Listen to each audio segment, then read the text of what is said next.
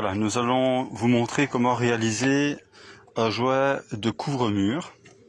Donc pour ceci, il faut une palette à mousse, un fond de jouet. Et alors mon collègue va vous montrer le travail qu'il effectue. Donc il met un fond de jouet qui va permettre une bonne dilatation.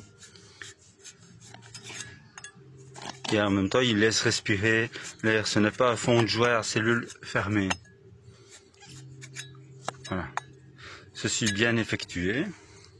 Donc maintenant il va prendre les ciseaux et alors vous pouvez voir une cartouche. Ici c'est de marque Parabon, mais il existe du Sikaflex, du Soudal, plusieurs marques. Et alors il va couper leur bout. Regardez comment ce qu'il fait. Donc il coupe uniquement leur bout d'un côté, vous voyez. Voilà. Alors il va le mettre dans le pistolet. Ici c'est un pistolet électrique. Voilà, donc il enfile évidemment du bon côté, donc la partie ouverte à l'extérieur, il prend un bec. Voilà. Et alors nous, on utilise en tant que professionnel un quick cutter pour couper le bec. Alors vous allez voir qu'il coupe son bec mais d'une façon inclinée, jamais droit. Vous voyez? Voilà, très bien. Donc maintenant il va appliquer le jouet souple, c'est un polymère, ce n'est pas un silicone, parce que les silicones font des taches sur les pierres bleues.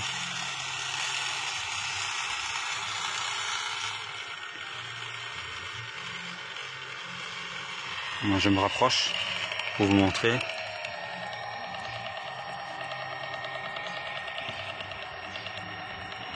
Ouais, il faut le faire d'une façon très régulière évidemment. Voilà. Alors le surplus est important car il va permettre après d'avoir un jouet droit.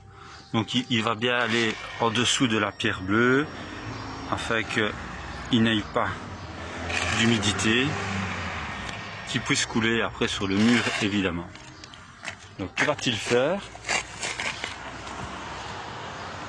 Donc il va de l'autre côté. Voilà, voici. Donc il prend de l'eau et du savon. Vous voyez, un pinceau, vous pouvez utiliser un spray. Alors il a un couteau à l'intérieur, c'est un couteau avec une pointe. Ça s'appelle couteau à mastiquer. Donc il mouille très bien. Donc le jouet, ça c'est très important de bien mouiller le jouet avant de le travailler, ses mains, son pinceau et tout le reste. Alors voilà, maintenant il va racler en fait le jouet, le surplus. Alors maintenant avec le pinceau, il remouille et donc refait le jouet dans chaque angle. Il va refaire un jouet droit à chaque fois. Donc il bouge le surplus. Donc le travail n'est pas terminé évidemment. Il reprend le pinceau et avec le pinceau il va bouger toutes les petites bavures en fait qui sont restées quand il a coupé. Voilà. Vous voyez. Et alors maintenant il passe la main, pas trop fort, légèrement, mais afin que le jouet soit bien fermé. Voilà. Il bouge les petites taches restantes.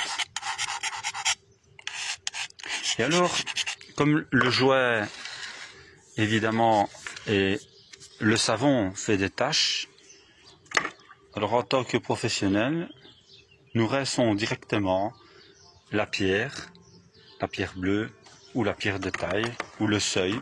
Donc ce que va faire mon collègue. On utilise évidemment une pompe, vous voyez, simplement une pompe. Donc vous pouvez utiliser évidemment un seau d'eau, peu importe. Donc, et alors il va bien rincer partout.